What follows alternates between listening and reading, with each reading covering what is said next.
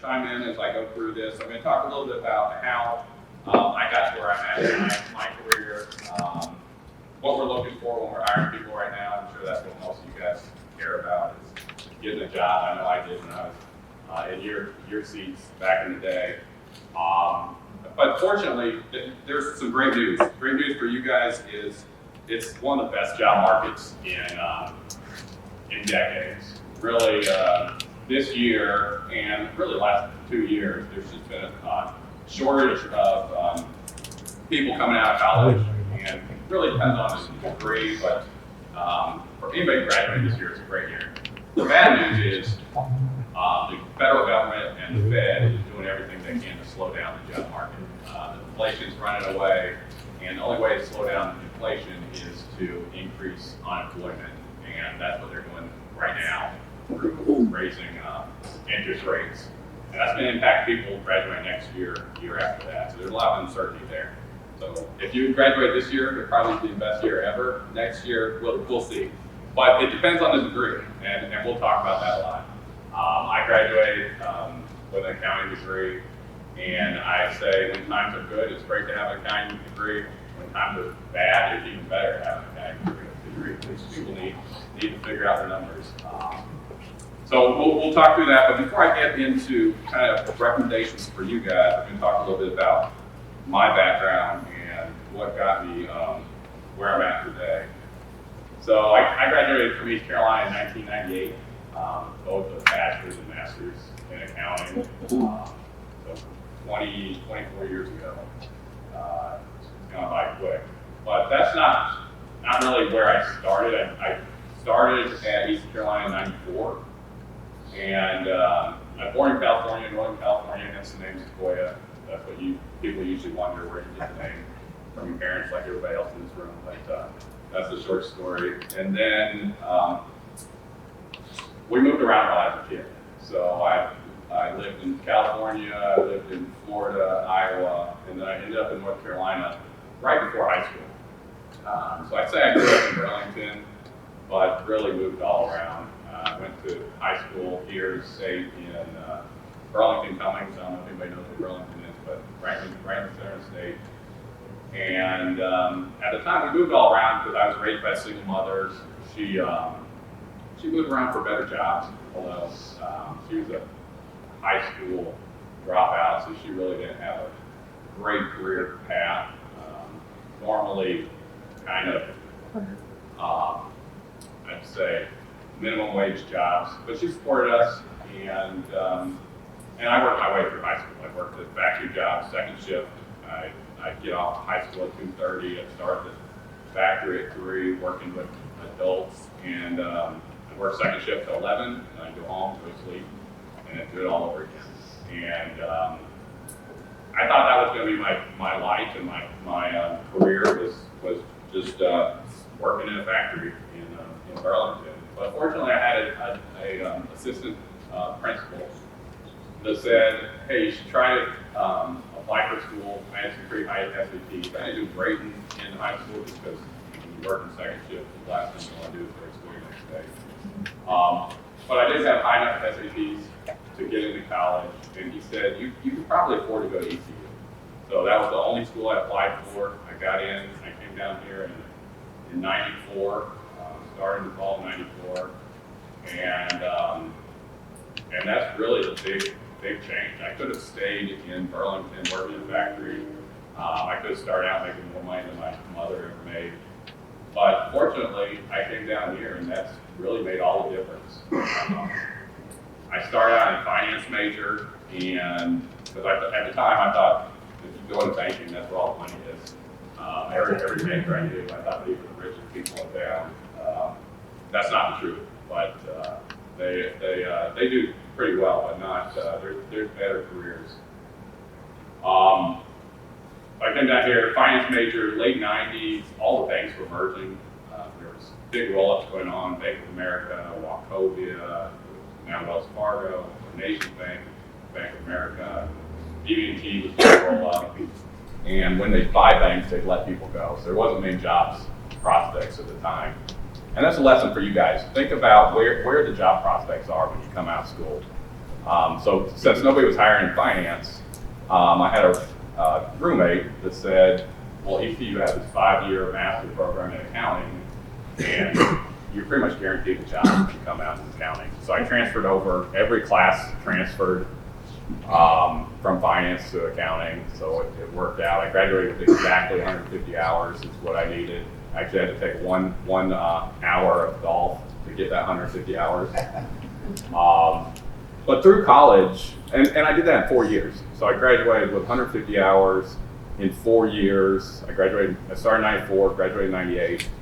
And I did that. I took classes in the summer. I had 18, 21 credit hour semesters. And at the same time, I was working. I mean, I worked a ton of jobs here in Greenville. I loaded trucks at a UPS facility here. I'd start at 3 in the morning, get off at 8, come to class at 9, and then do classes all day, and then start all over again. I worked at Outback Steakhouse. I worked at Subway on 5th Street. You know, that was interesting. I did the after bar crowd. So that was. If I was a sandwich artist, I can still make a mean sub sandwich. And I'm trying to think of what else. I worked at a property management firm here, which that was great because I got a great apartment rate through that. And then I ended up working at a CPA firm my last semester here, and that probably set me up for job prospects. When I put that on my resume, it definitely looked better against some. So I suggest everybody get a internship or do some type of job in your field. That'll help you with jobs prospects. So 98, I was getting out of school. I applied with every big accounting firm in the area because I didn't think I'd be able to get a job. I ended up coming out of school. I think I had 10 offers. So it was a great time. Economy was booming. Right before the tech bubble and kind of the stuff that went on in the early 2000s. And I ended up taking an offer with Arthur Andersen, which at the time was probably the most prestigious firm in the world. Probably not the best pick because they were out of business a couple of years later. If you've taken the ethics classes, I'm sure you've heard the history on Arthur Andersen. But it was a great start. And I suggest for you guys too, if that's what you want to do, if you're going into a profession, I'd suggest picking kind of the largest, most prestigious organization you could go with because they're going to have the best training programs, they're going to have the best network, they're going to have they know what excellence looks like, and that's really what you want early in your career. I mean, when I started at Andersen, they owned a college where they'd send you, I'd say, you probably have more continual learning once you start in these bigger firms than you do even in college. So that was a great start. And the best thing is I worked all those jobs through high school and college so that when I got out of college and I started working, I was working less hours. Even when I'd work 80-hour weeks, I'd have more free time than I did when I was down here working 2 jobs and going to campus and doing 18, 21 credits in a semester, and a lot more time than in high school. So we'll talk about it a little bit later, but work ethic is what's going to differentiate you when you get out of school, especially those first couple of years, those big years in your career that kind of set the foundation. Public accounting, back then there was no work-life balance. I'm sure you'll hear a lot about work-life balance when you get out of college, but back then it was work. There wasn't a lot of life balance. But the good thing back then, I mean, I did have a cell phone, but you weren't on 24 hours a day. Like right now, when you get out of college, you're getting emails 24 hours a day, text, phone calls. There is no off time. And a lot of the companies, when you get an offer, we do it ourselves. We give everybody unlimited vacation, which is great. Yeah, it's very flexible. Everybody's focused on work-life balance, flexibility, all that type of stuff. But really, you're on call 24 hours a day. So even though maybe you work less hours, it's you have less free time to yourself. So that's one thing to consider when you're going into your career. So I worked through my career. I got promoted really quick, early in my career. By the time I was 30, I was running a practice. I was managing director at KPMG before I was 30. Had 20 people reporting to me, and that's because I was pretty ambitious and wanted to kind of get ahead. I started off early.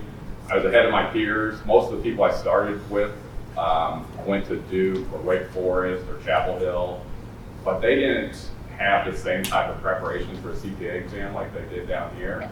So I came out of school here already past the CPA exam. I took it my senior or my last semester in school, and most of the people I started with were just studying for a CPA exam and taking CPA exam the first year. So I really started a whole year ahead of anybody I started with. And also, since I had that work for a CPA firm, I skipped another year. So really that helped me kind of launch my career. And then I started at Arthur Andersen. Arthur Andersen went down. Grant Thornton bought out the Arthur Andersen offices in the Carolinas. I was in Greensboro. They bought 4 offices here, so I was with Grant Thornton for a period of time. And in Greensboro, I came down here recruiting for the first 7 years of my career. Every student we recruited out of East Carolina was phenomenal. I put them up against any college in this region. And then I went over to KPMG probably around my 7th or 8th year, and I got recruited to run a practice and actually moved out to Hawaii. So I lived in Honolulu for 5 years, running a practice for KPMG. Really phenomenal time. But at the time, I met my wife. I got married. You see over there my wife, my 2 kids. I got 12-year-old twins. And she's from Wisconsin. So at about 5 years in, we were thinking about having kids, settling down, and I moved back to Milwaukee. I actually wanted to move to Charlotte. Those were the 2 choices, Milwaukee or Charlotte, but my wife vetoed Charlotte, and I've been in Milwaukee for a dozen years now.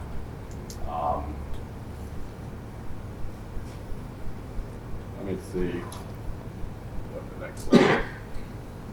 So in Milwaukee, I went over to Deloitte, and the RSM recruited me to form a new practice. I ran that practice, and I was a partner by that time. I ran that practice for 5 years.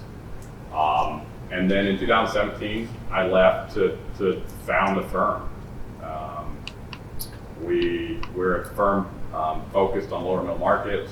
We've got 9 people, 10 people now. This is a little aged on our team. We've bought 15 companies since we launched. We just celebrated our 5-year anniversary. We're in that building right there on the river. We have the 26th floor, so nice view of Milwaukee. And Milwaukee is not much better place than people think. Great summers. Winters go on Monday, so not the best winters. We've built out a phenomenal team. We've got Ivy League graduates on that team, attorneys. The tall guy played basketball at Purdue. You can see that. The guy next to him went to Duke, and it's just. And we've got several CPAs on the team as well. We've got some chemical engineers.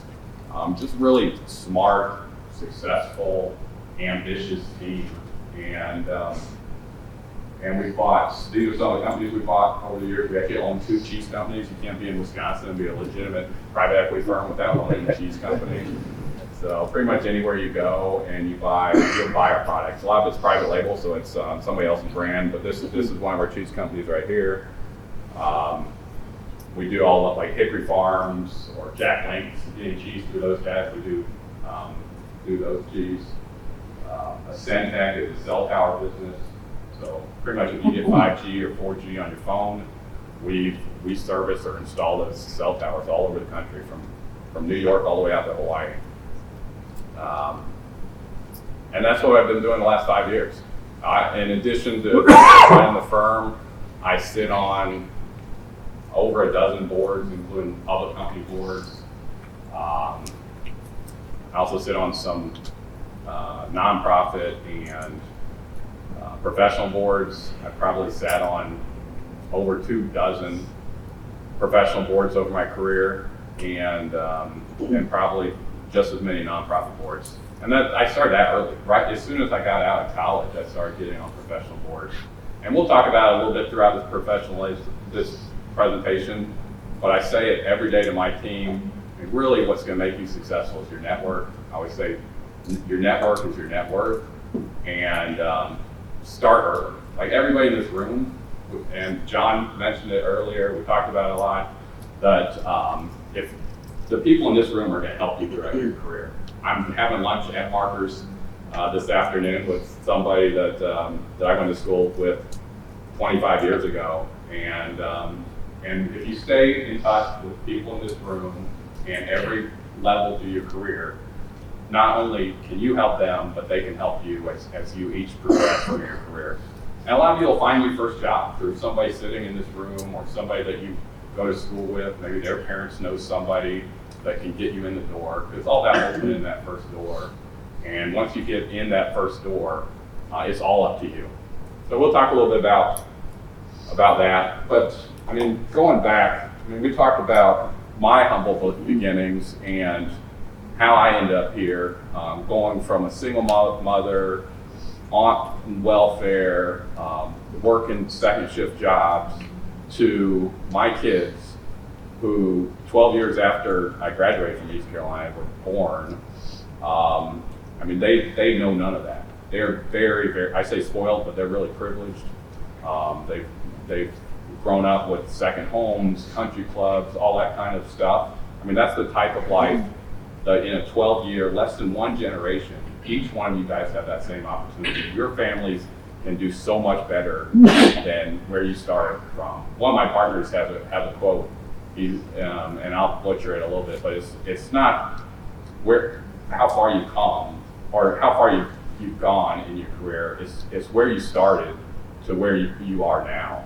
A lot of people start out with not a silver spoon, but start out a step ahead, and they do well. But the ones that really have a chip on their shoulder, the ones that do really well, have the work ethic needed to be successful, are the ones that come from humble beginnings.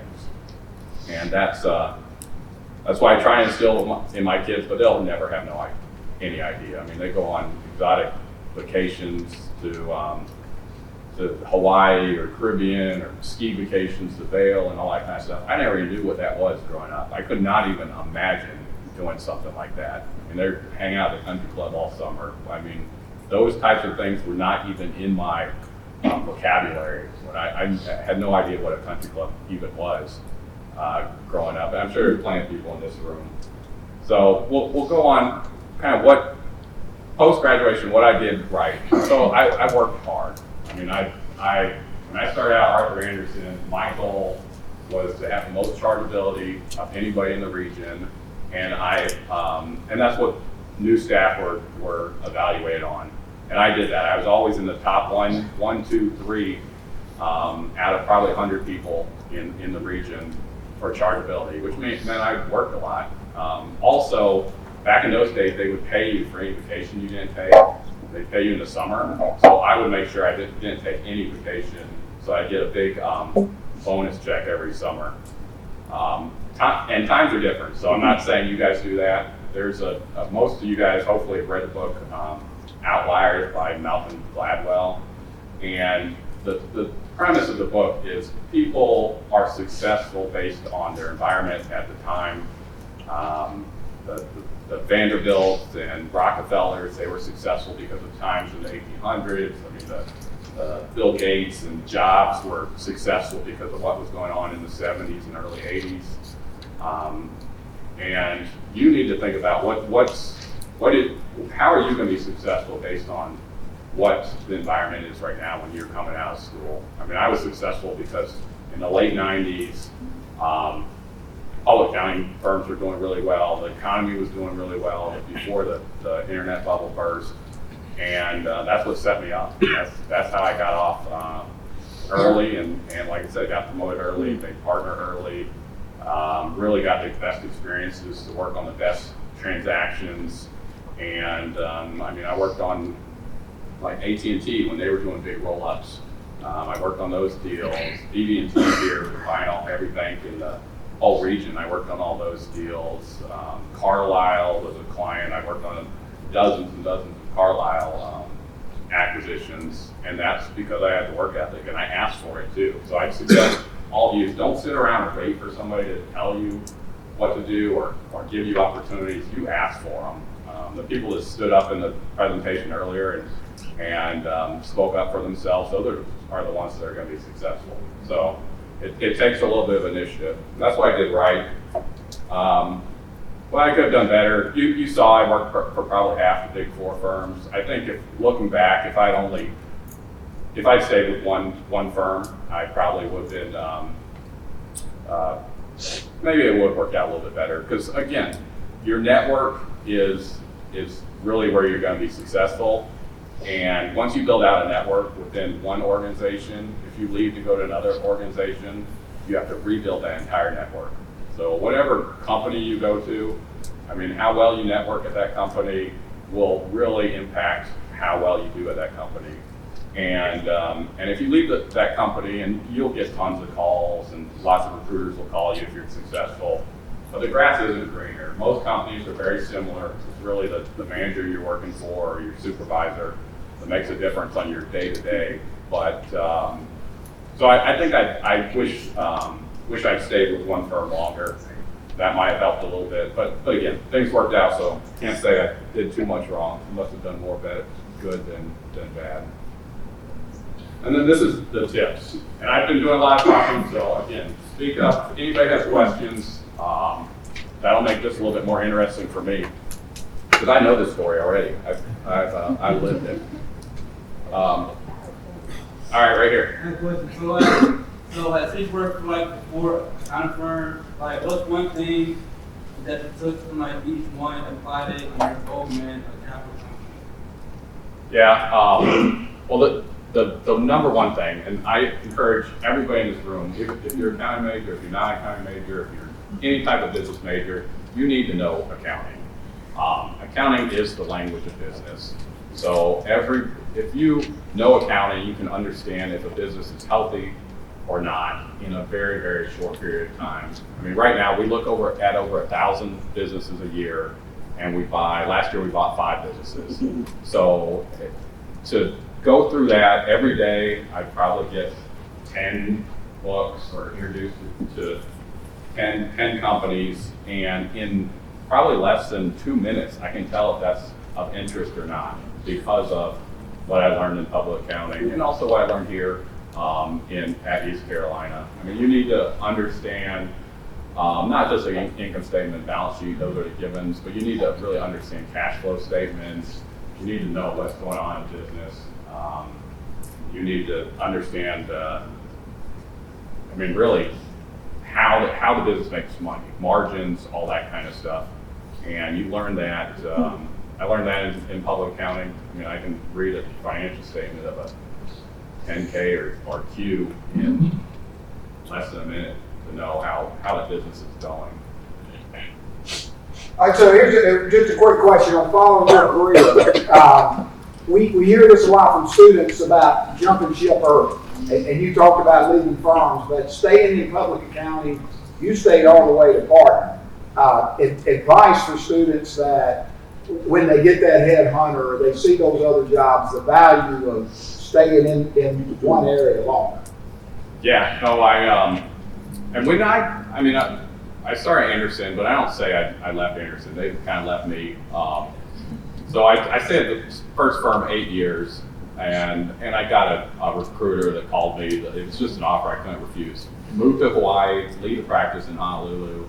I was in my late 20s at the time, and they must have caught me on a good day. A big 4 firm, great. I mean, the salary was probably at least 50% more than I was making. And I said yes. And you'll get calls like that. And I would recommend, really, for long term, I stayed in public accounting 18 years. I probably learned everything I needed to know in the first 5, maybe 10 years. And then the rest is just all, it's a great career, great benefits, very flexible. The pay is really, really good once you get to that stage. once you make partner. And if that's your goal, I mean, all you really have to do is put in the time, put on the effort. You don't have to be the smartest person. You just need to stay around. The longer you stay around, because most of the firms have 20+% annual turnover. So in 5 years, that's 100% of the people turnover. And if you stay there 5 years, you're in the 1% that's still there, and you've got the best chance of making partner or senior manager or director or managing director, whatever you want to do. It's not that complicated. You just got to get in the door to begin with, and we'll talk about a little bit what it takes to get in the door, and then you've got to stick with it. It'll be hard. There'll be days that you won't enjoy what you're doing, and that's really with every career. Even now that I'm an entrepreneur, I've launched my own firm. There's days that there's people issues I have to deal with. I mean, we've got a couple thousand employees that work for us now, and every day I get a call with some type of. I don't get the calls with the great news. I get the calls when there's something not going right that has to be addressed, that bubbles up to my level, and those aren't fun to deal with. And some days I have to go let a CEO go or let a president go, and that's what I have to deal with that day because it has to be done.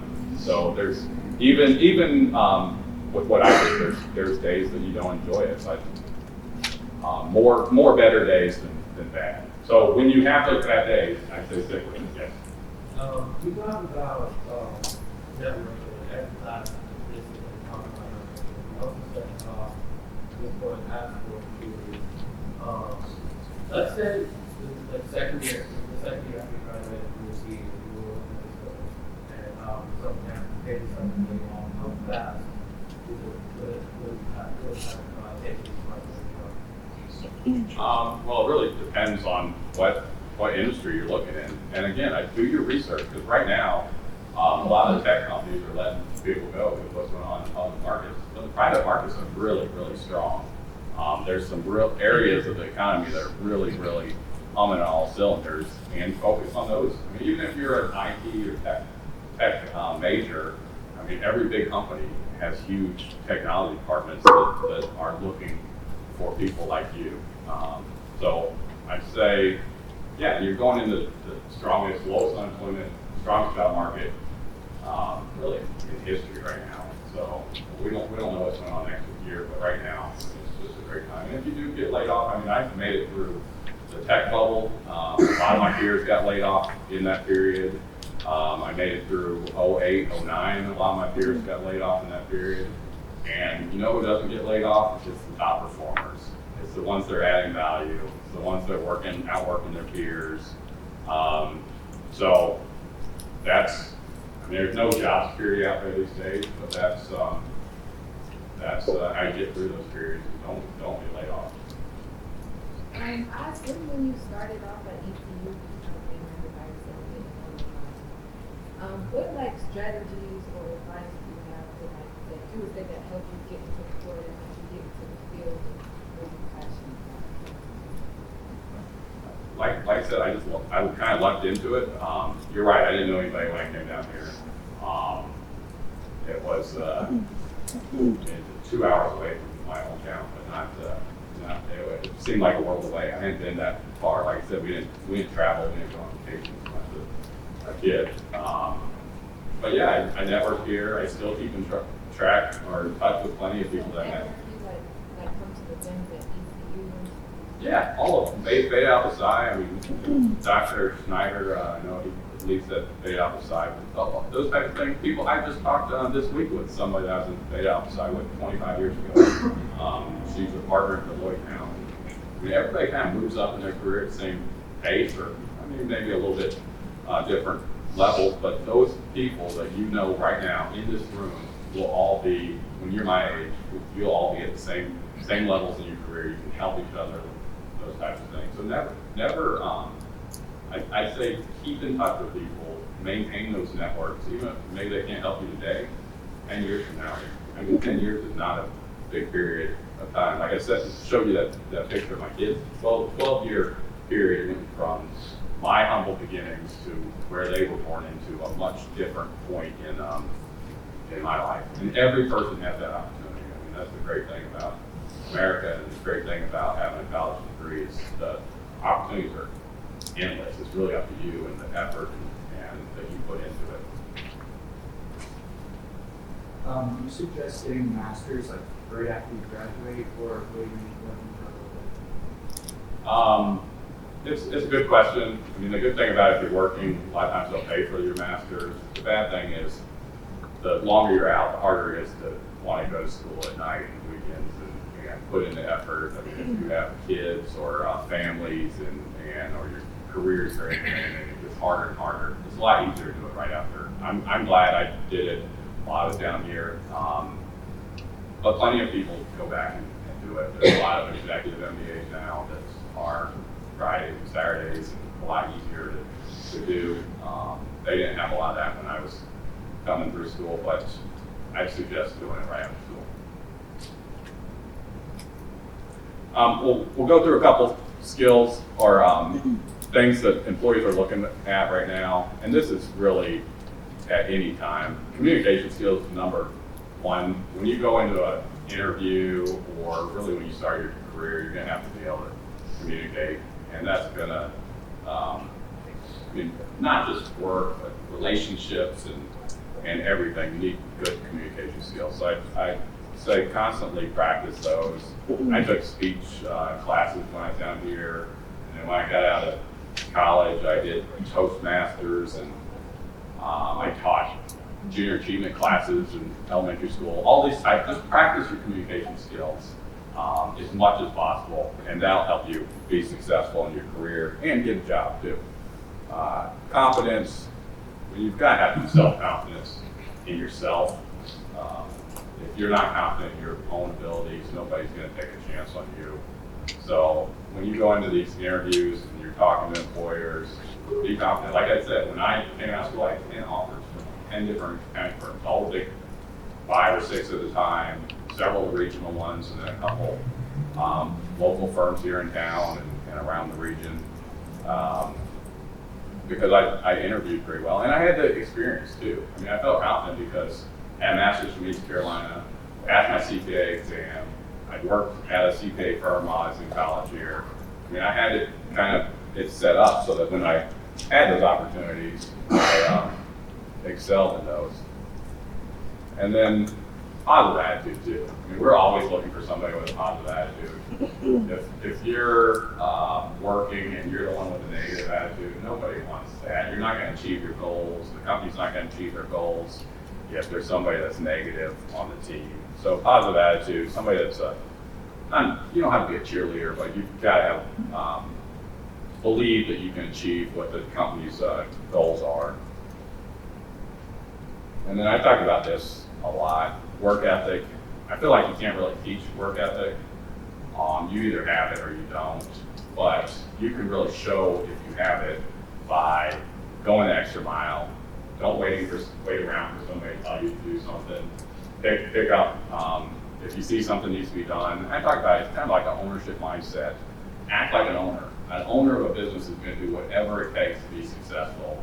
If they need to sweep floors because there's nobody to do it, they're going to do that. I mean, if they need to run the dishwasher because people used all the coffee cups, I run the dishwasher at work sometimes because that's what it takes to be successful. It's the little things, and that comes from work ethic.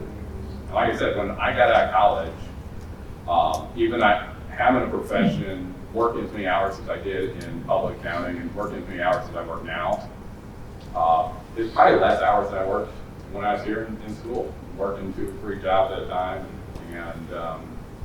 and going to school. So that's really the foundation. You've got to have that if you want to be successful. If you don't have work ethic, you're not going to be successful. We talked a little bit about this. Understand financial principles. Again, accounting is language of business. If you're going into business, you need to know accounting. There's no ifs, ands, or buts about it. You just have to understand it. It's even if you're not an accounting major, any other business major, you have to have that foundation. And you've got to understand what adds value to your businesses. At the end of the day, if you want to progress in your career and you want to make sure you're not going laid off when there's downturns in the economy, you have to constantly be adding value. don't ask what the company can do for you. What can you do for the company? And you have to understand where the value is through the financials. And then we talked about this, John talked about it earlier. It's all about your network. I cannot mention this enough. You have to be comfortable networking. And truthfully, I'm an introvert. I love reading. I mean, that's my favorite thing. I read so many books. I don't look forward to going to a big networking event, but I have done it so many years that you build up and you build that, you get good at it. It's something you can learn, and I encourage all of you guys, continue to network with everybody here, network with all your professors, and you'll be successful. See, and then differentiate yourself. If you're going to an interview, I was reading something the other day that somebody, now you can print these pictures on cake. Somebody printed their resume, they put it on a cake and they sent it to somebody. I'm not saying don't do that, because nobody wants a bunch of cakes. But you have to differentiate yourself when you go into these interviews. Make sure that you are, you're not the same as every other candidate that's going through. And again, you're going in a good job market, so I'm excited for each one of you guys. I remember sitting in the seats that you're sitting in.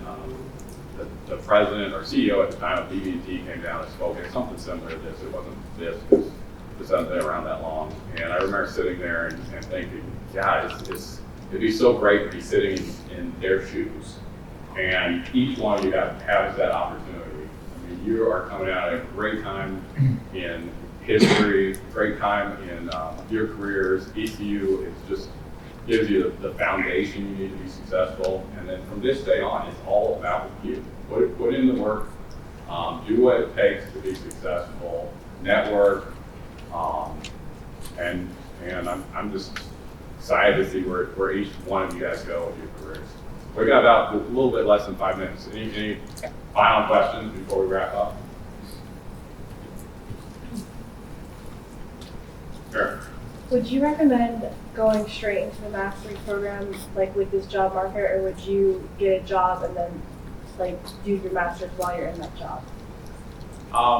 Again, it's a similar question. I would say whether I'd recommend going into master's or getting a job. I'd recommend getting your master's.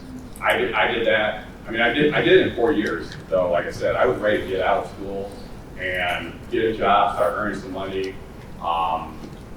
So I hurried through it, and looking back, I'd probably change that. I probably would have enjoyed my time here a little bit more if I took my time.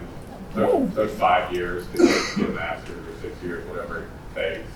But I'm glad that I did it the way I did it. But that's my path. And like I said earlier, what made me successful isn't necessarily what's going to make each one of you guys. You guys have different strengths, and you need to focus on your strength and what's going to make you successful. And nobody really follows in somebody else's footsteps. I mean, you're not going to be the next Warren Buffett, because what made Warren Buffett successful, those opportunities aren't there right now. So you're going to have to figure out what's the opportunities for your generation. And the good thing is you're going in a very strong, low unemployment. The demographics are great. I mean, all the baby boomers are all retiring in mass. It's the largest demographic population demographics, and then I'm coming up behind that, and we're the smallest. So that means there's anybody in like leadership management positions are in the process of retiring. So you guys, your generation are the ones backfilling all those roles, which means you get promoted faster, you can move up faster, take on more responsibility faster. It's just a great time to be coming out of school. And I do recommend getting a master's degree though. I mean, really, if you look at the group at our firm, I don't think there's anybody without a master's or an advanced degree, law degree. Some people have 3 degrees, 4 degrees. So it depends on what you want to do, but yeah, I recommend master's. Anybody else? Yeah. Do you have any corporate position? Well, it's funny. I'm a huge reader, and I probably have a dozen books on my nightstand right now. There's no one book I'd recommend. I just constantly read. I read Wall Street Journal and a bunch of different newspapers, magazines every day. Make sure you're doing that. I started reading the Wall Street Journal. I was down here. I think my finance class, got you the Wall Street Journal for free. So I started that. I read probably a couple books a week. I listen to tons of podcasts. Every morning, every afternoon on my commute, I listen to podcasts. Just never stop learning. If you want to be successful, that's just a given. You got to invest in yourself.